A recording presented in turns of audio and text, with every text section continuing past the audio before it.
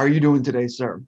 I'm great. It's wonderful to see you. It always gives me memories back to when I first started. So I'm proud of seeing your accomplishments, and I'm honored to still be in the game.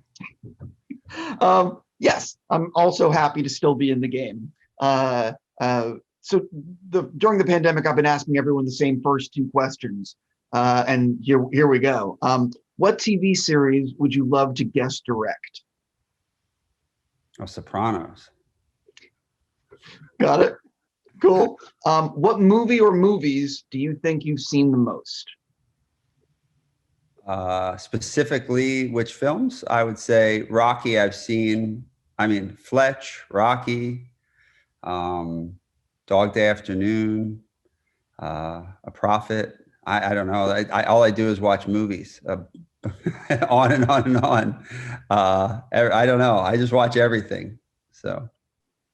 Jumping backwards for a second, as you know, I was Pulp Fiction, I guess, too. Sorry, I don't know why I threw that one in there. I think that Pulp Fiction, I don't know anyone who hasn't seen Pulp Fiction multiple times. It's one of those. It's a fun one. Dazed and Confused. Yeah. I don't know. There's so many movies. I could talk about Dazed and Confused for the next hour. So I want to jump backwards. As you know, I was a big fan of Lincoln Lawyer, and I think maybe we've talked about this. I don't remember. How close did you guys ever get to doing a sequel or developing a sequel? We were really close, actually. There were two things going on simultaneously.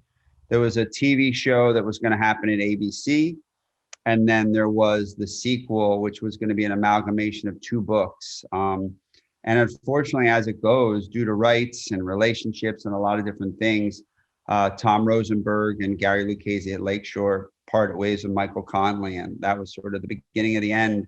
And I think financially, movies are more lucrative for book writers than television shows. So Michael's always leaned into trying to figure it out, but he ended up in the hands of David Kelly, and it went to CBS, and then subsequently now it's at Netflix, and I'm not involved in that. Yeah, I was always wondering. I was always wondering what happened. Jumping into why I actually get to talk to you today.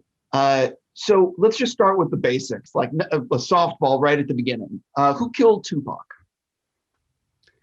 That one, I have my theories. I don't actually know. That one is so complicated, so much more, as complicated as Christopher Wallace's murder is. The murder of Tupac is so much more complicated. So that one's really tricky that I don't really have a proper answer to, and I wish I did. And I don't actually know the answer to that, but I have multiple theories that on one day I think X and the next day I think Y. But I did have on our movie, there was a whole Tupac section, and we had an exact replica of the BMW to a T that him and Suge were in when he was shot. And that car was in my possession for 6 months.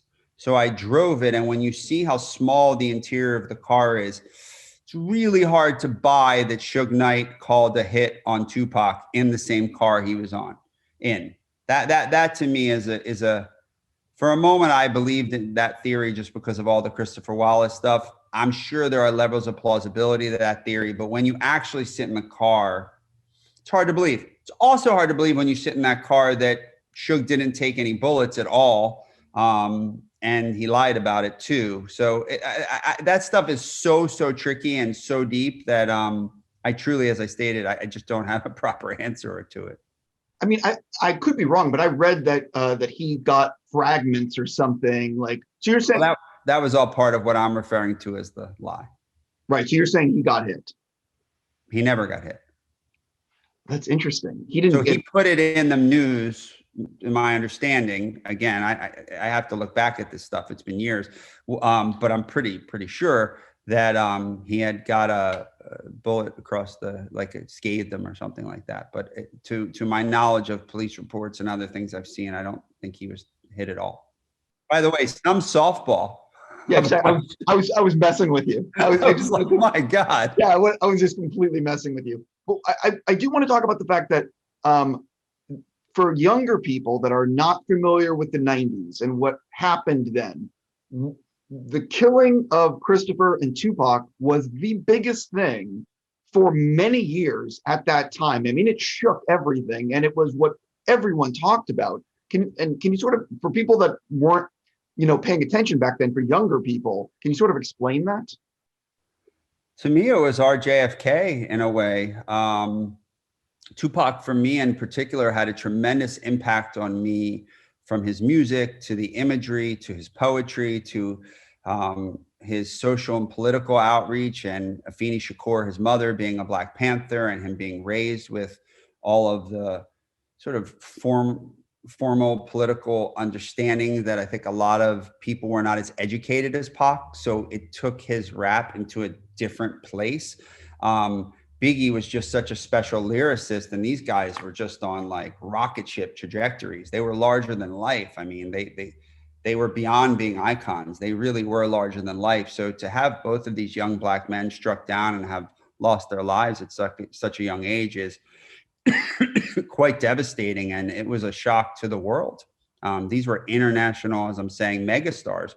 Plus, and the fact that I think Quincy Jones, I won't nail it, but he talked about at 25, if Malcolm X had died, he would have been known as Detroit Red, a street hustler. If Oprah Winfrey had died, at 25, she would have just been known as a local news reporter. And I think his overall point was the loss of Pac in particular, and obviously let's equate that to Biggie, of these young men, Black men at such a young age. It's a quarter of their life potential, if that. So if you can think about contextualize what they've achieved in the limited time they were here, which is just unbelievable, then you can only imagine what they could have become and accomplished and achieved throughout their lifetime, which was cut so severely short. How did you get involved in City of Lies in terms of how did it land on your desk? And was there ever any apprehension at taking on this material? Came across my desk right when the book was published. Don Sikorsky, an executive producer on the film, produced The Infiltrator and had given me the Infiltrator book, brought the book to me right away. Due to the stature of where I was at in my career and financial limitations and all of these things. And also, I think it was optioned by 2 studios and 3 movie stars. We were never able to get it made. I believe Will Smith's company may have had it. Pretty certain Appian Way and DiCaprio's company had it, and maybe Stallone's. You can verify all that stuff, but it had been around Hollywood is the bottom line. And the reality is I couldn't get my hands on it. And ultimately what ended up happening was, while I was making The Infiltrator, it had come up and Don had come to me and said, look, I think we can get Labyrinth. I jumped at the opportunity because the expose to tell the modern day JFK story with these 2 iconic individuals and rappers who had such a deep influence on me, I felt was, really a deep responsibility, incredibly important. And that's how I attempted to approach it. It wasn't as simple of a story as that, but I won't bore you with the long version of the ins and outs of how it evolved. But essentially, that's where it started.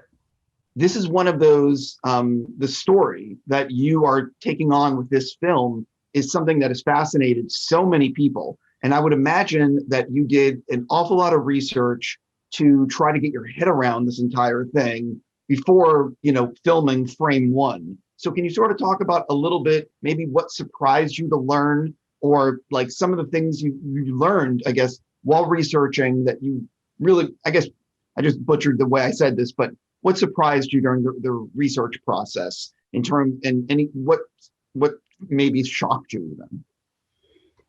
The first thing was, and so we get the rights to the book, and at the time, the screenplay was actually gifted to me, which is part of that longer story. So it had been developed into a screenplay. Regardless of where that screenplay was at, I felt a deep responsibility to surely reread the book from cover to cover. That book was a little over a decade old at that point. So then the responsibility was even deeper from my point of view, which was like, well, it's been 10 years. So then I started going onto the internet and started getting my hands on anything and everything which was within my reach. And what I started to notice was, not only was Russell Poole's theory at that time particularly treated as if it was outdated or even false, what was even more insane was that pretty much anyone could go on the internet or could write a book if you had some connection to it and profit and put a theory into the world. And all of a sudden that became the theory. And they were baseless. Most of what I was finding was people profiteering off this man's death and murder, and they were baseless. And the more and more research I did, the more and more it affirmed that the work that Russ Poole had done was beyond accurate and factual. So I was like, this is insane that this is not the prominent theory on what's going on. So that then led me to Paré Sanders, who was the attorney for Voletta Wallace and the family in the civil case. That also led me to Sergio Robledo, who was the lead investigator for the family for the civil case, but also happened to be Russ Poole's supervisor for a large part of his tenure at the LAPD. It also led me up to Portland. I traveled all over to Randall Sullivan, who was the author of the book. And I basically worked with Sergio. Sergio has sadly passed, and he was such a warm, wonderful, inspiring human being. I could have never made this movie without him.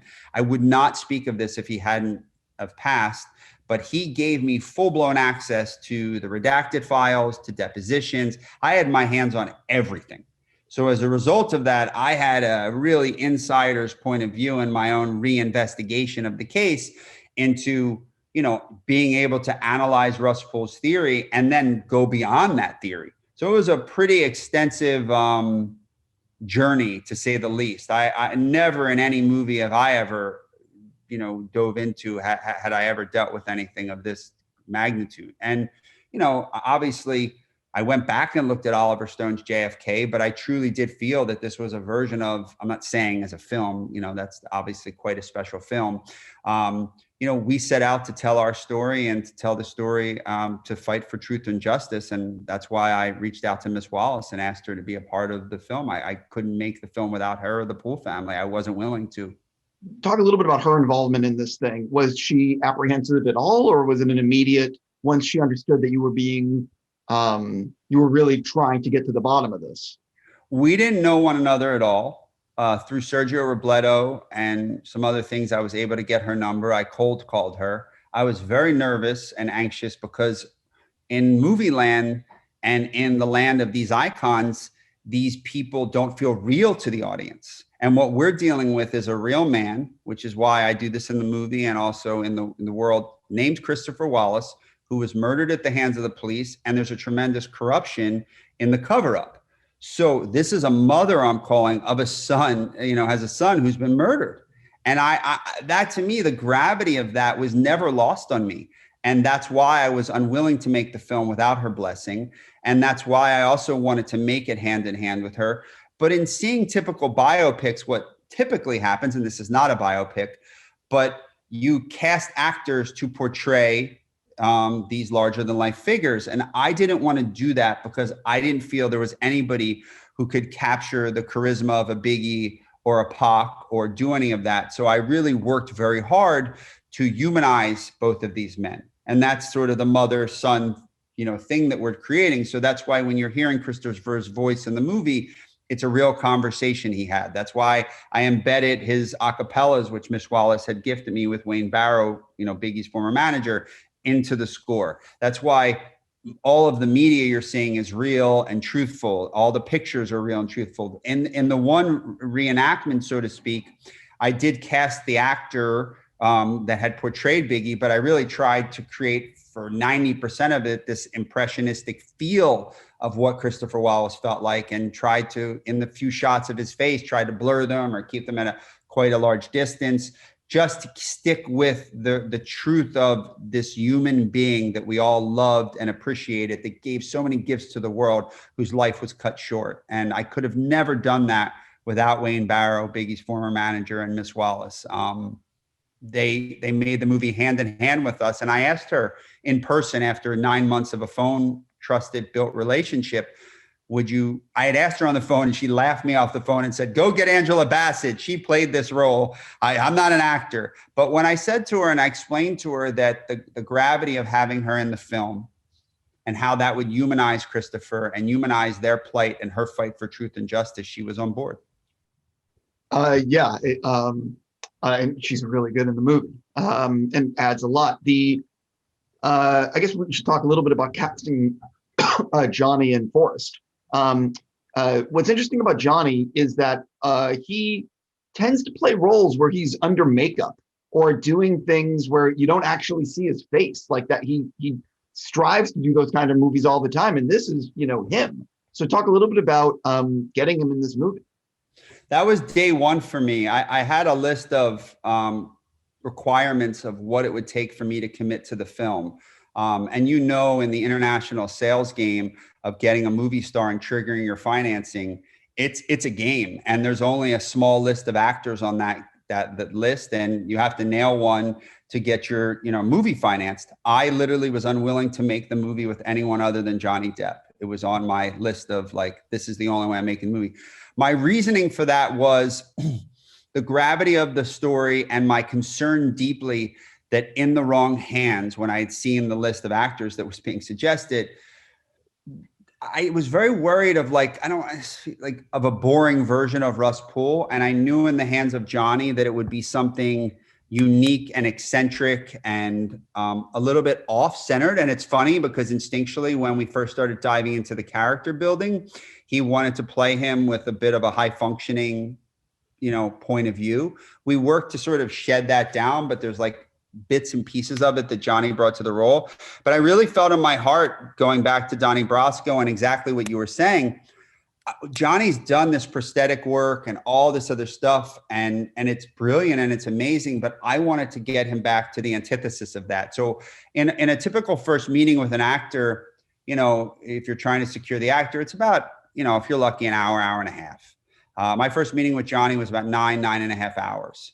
And it was super wonderful and really amazing. But the elephant in the room that I was stressed over was I was unwilling to make the movie with him in prosthetics.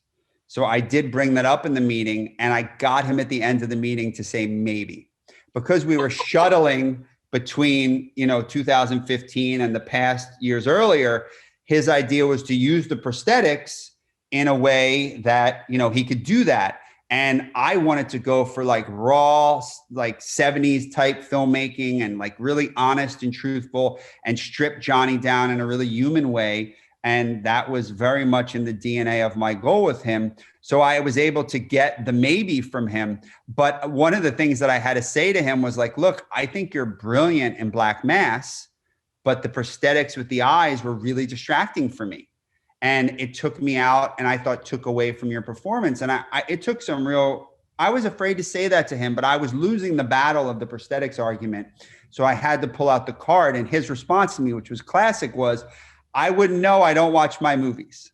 And that was amazing. He was so committed to this film that he actually watched this film and has been a tremendous advocate for it. I know he's really proud of it. And I'm really proud that he's in the film. And I couldn't ask for anything more from him, and especially as an actor. He's been a real gem in the process, to be frank. What did you learn about? You obviously spoke to Robert Poole's family. What did you learn about him? What did you want to make sure got depicted in the movie? Because he does seem like, in the film, he seems like someone really just striving to get to the truth, no matter what. I think Russ's whole life was embodied by that. He has 3 children.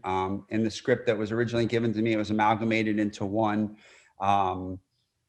Their whole family understood that Russ's dedication to the force and Russ's dedication to justice and the truth was the embodiment of the man and the character that he was. And I think the family took a hit in a lot of ways from that level of dedication and commitment that Russ made. And where things get really exacerbated is, here's this guy trying to honor the truth and do the right thing and follow the conduct and code of what it really means to him to be a police officer, the lineage of that, with his father also in the force. And basically, he's being pushed out of the force in disgrace. To this day, his family collects no money from the pension benefits of him being a police officer. So I think these things were really taxing on him. His weight was growing. I think he was drinking. I think he was going through a really, really, really tough time. And this stuff was incredibly painful. The beautiful thing about the Poole family is they're really proud of Russ, his integrity, the father he was, and the husband he was.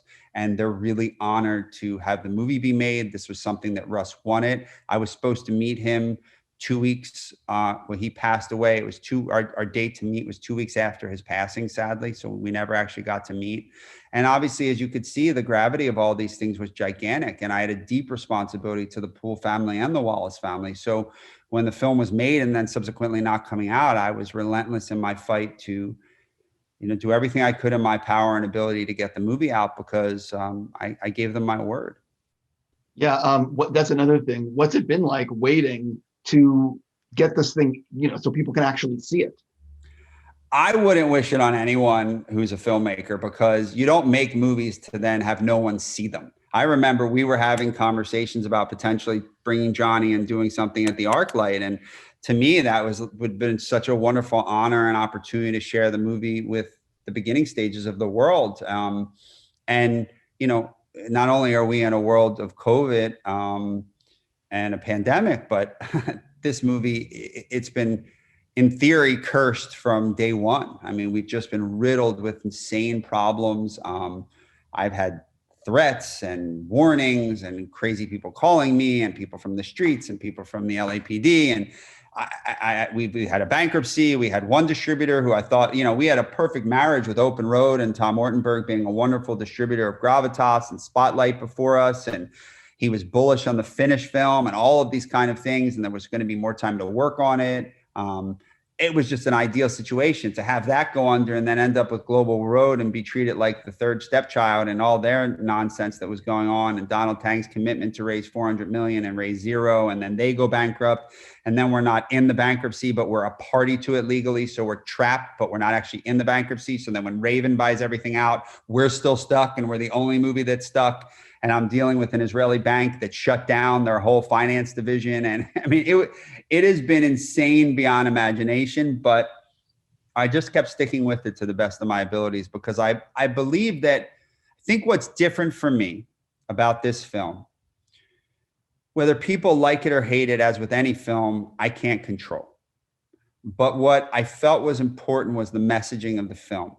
And with what has happened with social justice and the world today, post when this movie was supposed to come out, I went back and looked at the film because I needed to. And I was really shocked by all of the things that are now defined under the umbrella of Black Lives Matter and all of the injustices and all of the stuff with social justice. And, the idea of the iconography of this uber famous guy, black man, being, murdered at the hands of the police in this insane cover up. If it could happen to Biggie, if you're a black individual, you feel like it could happen to anyone if his murder can be covered up. So there are messages and themes of significance and important in the film that I just feel are bigger than me. And I've always felt that way. I've mentioned the word responsibility almost too many times now in just chatting. And as a result, that's really what the film is about for me.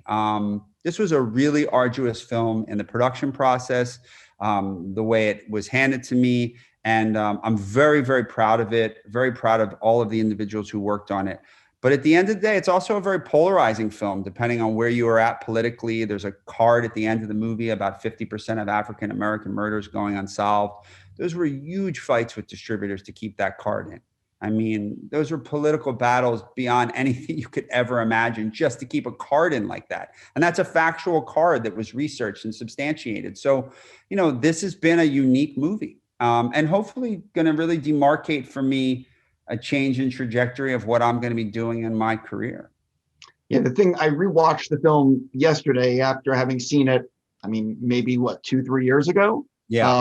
Forever ago. And it really, when I saw it a while ago, and seeing it again yesterday, it did strike me of how much the film talks about what's in the pop in society today, which you couldn't have known when you were making the film. No, not was going to be, it addresses and talks about a lot of stuff that's going on today. It's also a shame that these issues have not gone away and that, it's a constant battle. I agree with you, and I appreciate your recognition of it because my intention wasn't to be ahead of the curve. I understand that change is so challenging. Having made The Infiltrator with Bob Mazur, he talks about, he had all these arrests and did all these things, but he feels like he looks at the world and it had no change or impact, and it's devastating for him.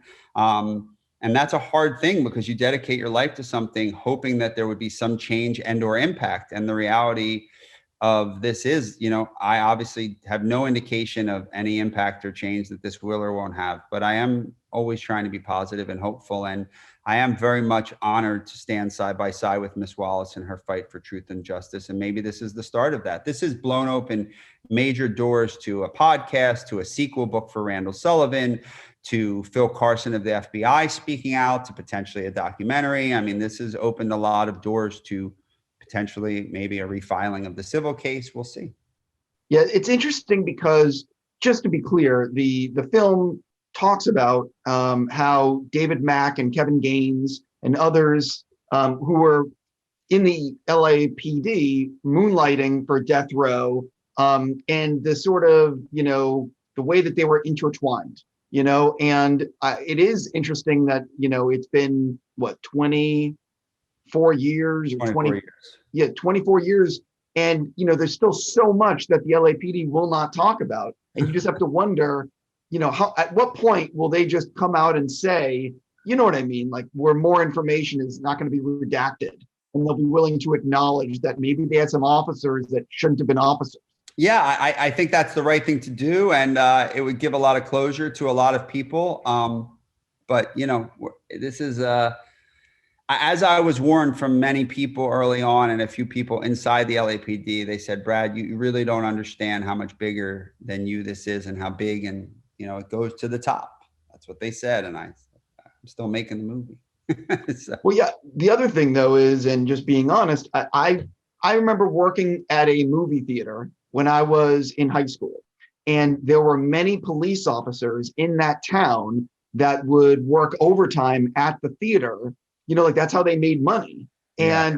And I remember shit going down at that theater, and it never came out. It was just because the cops were protecting, like they, what I mean? Like, they didn't want to risk bad publicity on the place that's paying them, double time or whatever it is, Yeah, it's why I fought so hard to get the Kelly Jamerson portion into the story of the movie.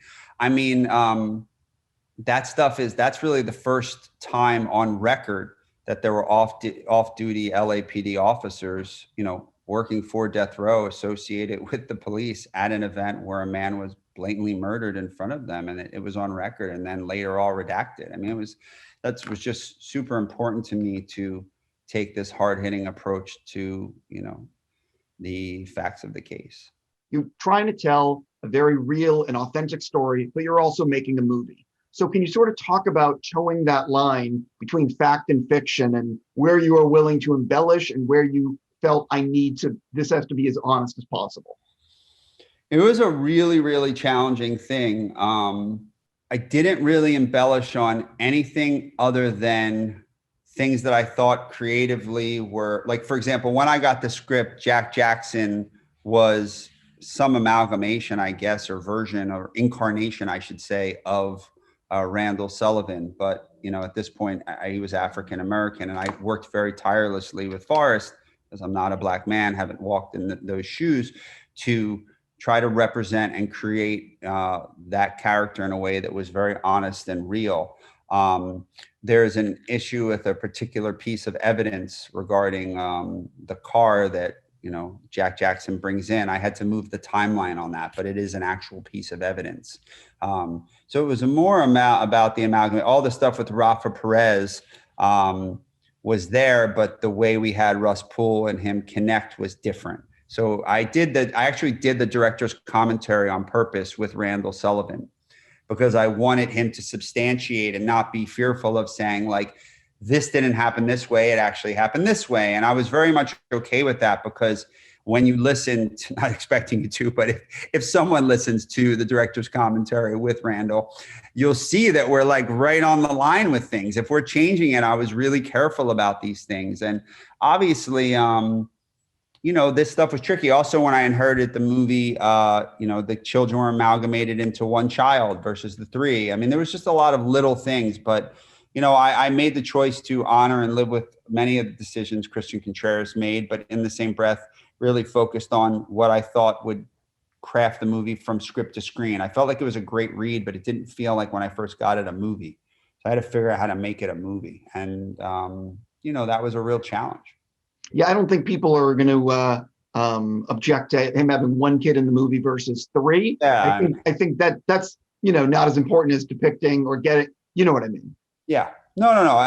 That's why I didn't feel it would be responsible to just fictionalize things for dramatization and not be able to substantiate them with hard facts. And everything is factually based in theory in the movie. And if it's off by having it been amalgamated or adjusted, the facts behind it are substantiated. That's exactly why I referenced the director's commentary, because Randall, I remember him sitting with me saying, like, that's not exactly what happened with Rafa Perez and Russ Poole, but this, and this did happen with Rafa Perez. I see why you amalgamated it. Or the whole situation with the Rampart scandal. I mean, the Rampart scandal is like, look over here, because all this is going on, and it's really a version of a scam. And, we tried, Randall says in his book, I spent 50 pages on this. You spent 1 minute on it, so you see the difference. So. Yeah. It's also, I mean, listen, that's the thing about making a movie versus a miniseries. Yeah.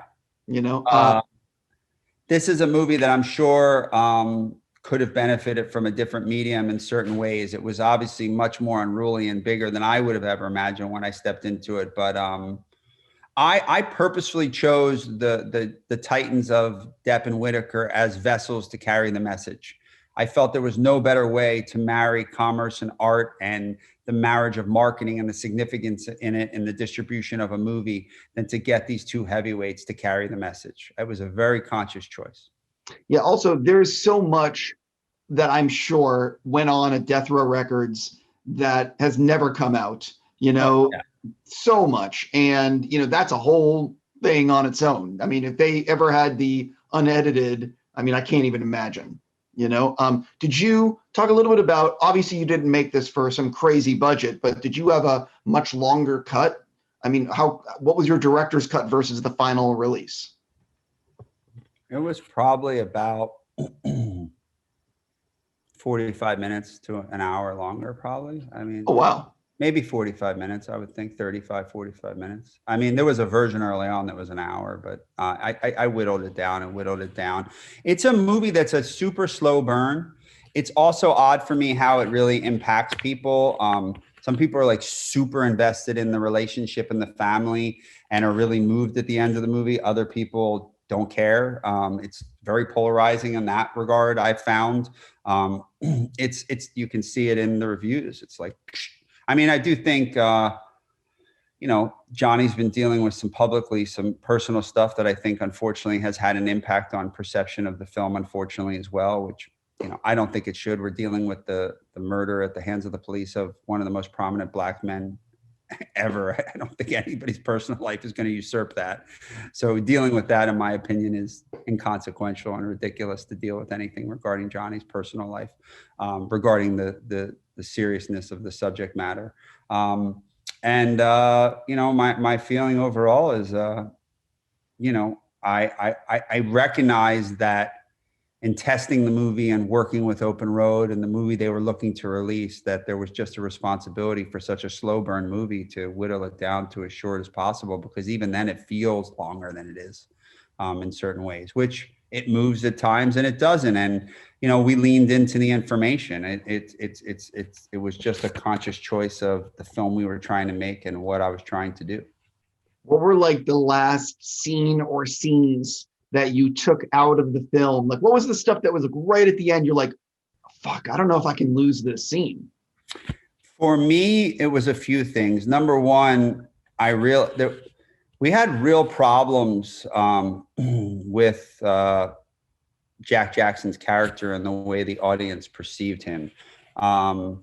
There's this, I don't know how much you want to get into this stuff, but with the NRG type testing and screen engine testing, there's these like mediums of like what is standard that a movie star should test. And it was like super odd that Johnny was like testing it through the roof and Forrest was not.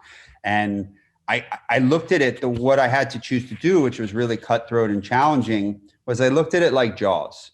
One of the feedback, or a lot of the feedback we were getting from audiences, they didn't like the woman he was dating. They didn't like his backstory. They didn't like all the negative things about him. They didn't understand why he had this nicer apartment and car. They had all these problems with him. So I took the Jaws theory, which was like, well, I think the best thing that ever happened to Spielberg on Jaws was the shark dying, because then what we don't see is much scarier than what we do see.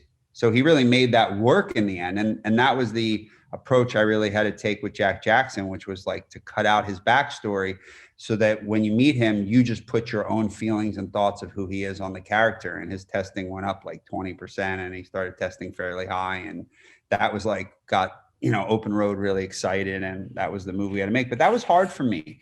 And it was hard for Forrest. And it does turn his character in a way a little bit more into a vessel of facts and information. And that stuff's challenging. I mean, there's some incredible work and scenes that he did in his backstory that I was always riveted by, this complex character who had this really challenged backstory and was a much darker character.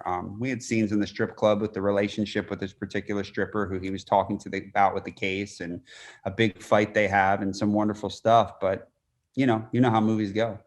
Yeah, I do. And that's why they invented Blu-rays and DVDs for deleted scenes. I didn't put all the deleted scenes on there, but I did put the fight because I just thought Forrest was so brilliant, and Natalie Martinez was super brilliant. And, I wanted to represent their work. I was careful about, not careful, that's not the right word. I was just, selective in making sure that I gave the audience or the fans or people who loved the movie or whatever their feelings were an opportunity to dig deeper.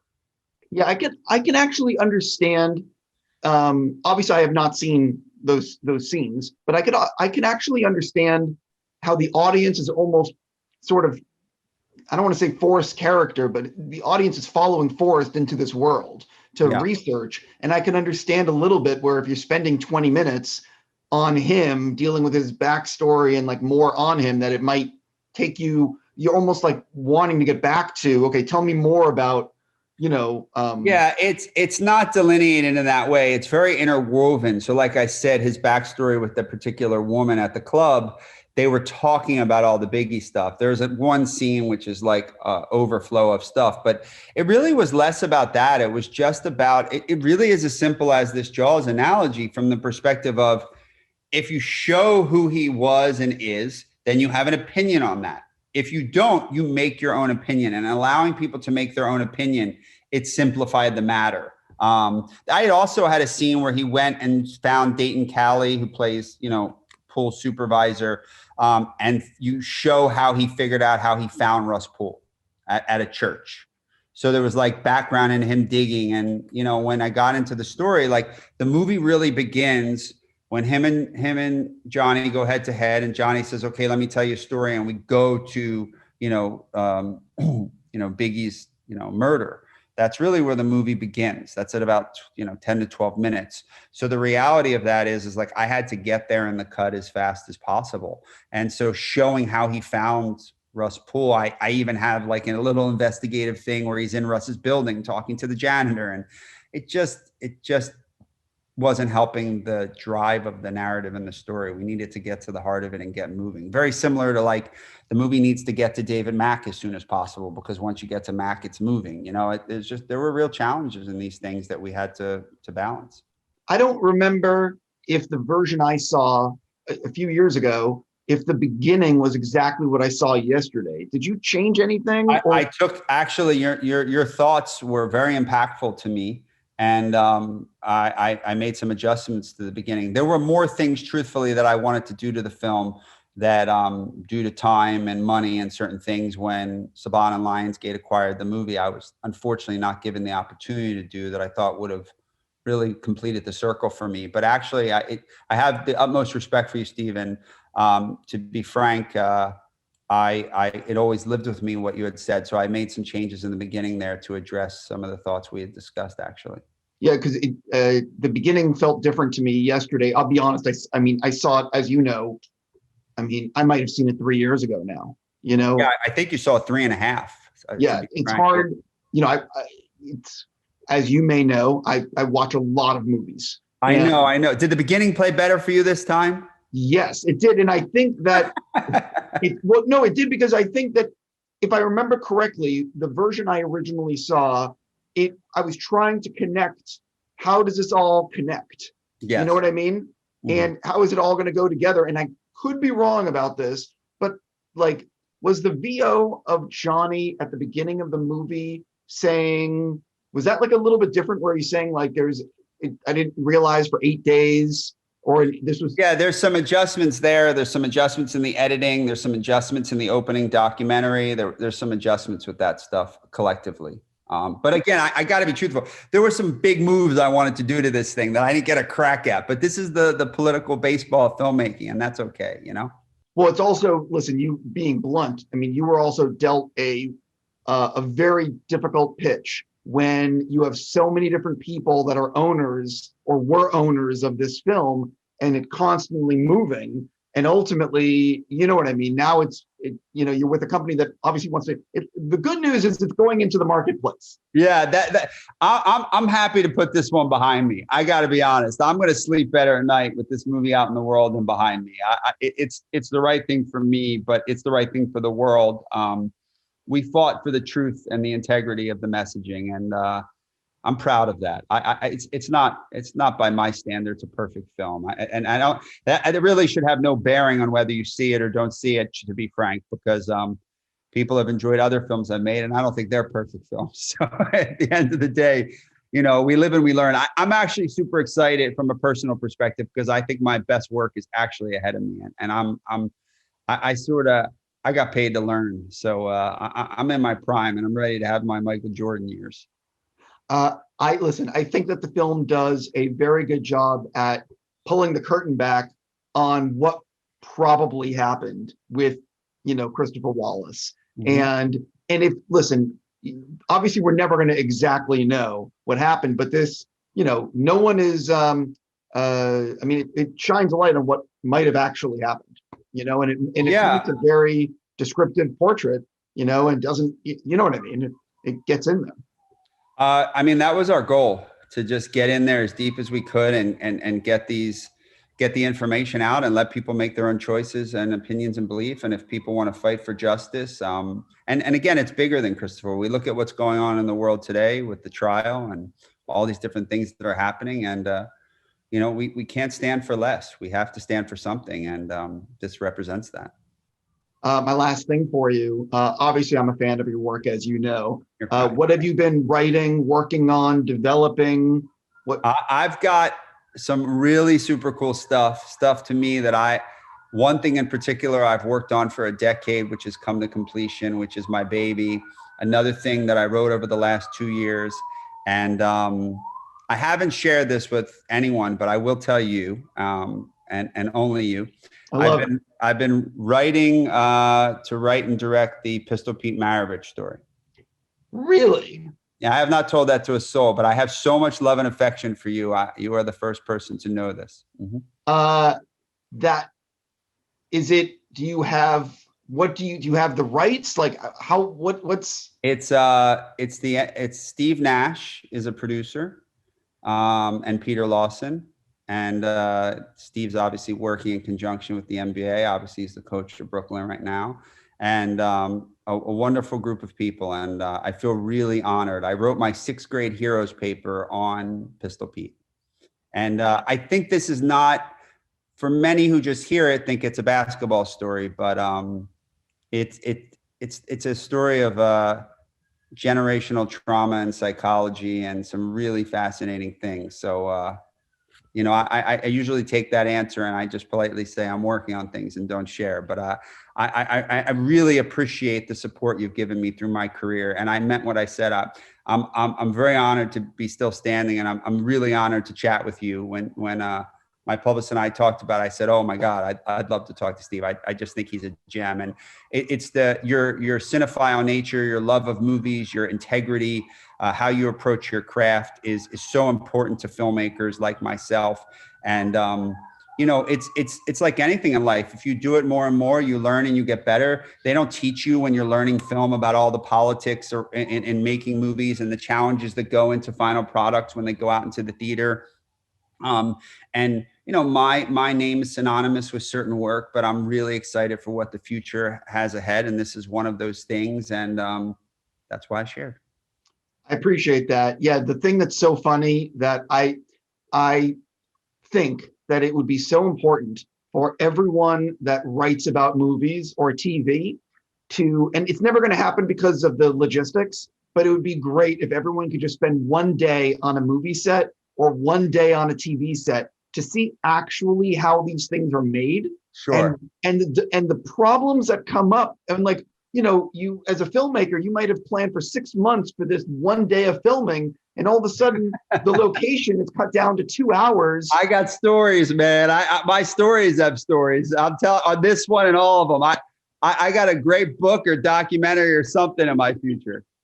Yeah, I mean, but that's the thing that I don't think enough people realize, that like there's so many people who just think like, oh, well, you know, they had this much time and blah, blah, blah. But like, they're not even thinking about, you know, well, the actor was really sick and like he was throwing up all day, and just getting him to do that 1 hour on set was like a miracle. Yeah. You know? Well, like, I appreciate your love and understanding of filmmaking, and you're in a very rare class.